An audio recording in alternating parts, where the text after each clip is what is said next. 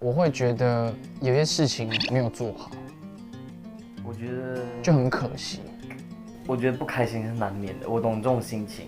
就好像为什么我觉得，首先我觉得这个环节蛮好的，因为它是匿名，不知道我们谁做什么，然后他们比较会把好还坏还是什么可以给的建议说出来。这也是为什么我觉得就是好像不管是我们参加任何一个比赛，我都觉得就是最让人很快的成长进步的。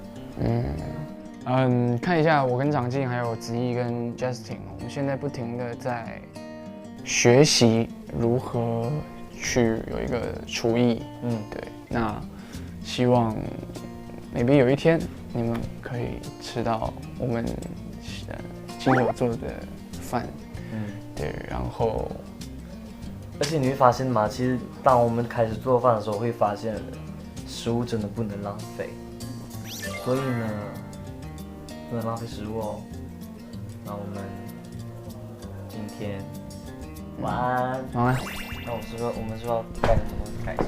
把衣服盖上吧。这个高的我来。嘿，不好意思，我太矮了。不好意思哦。哎。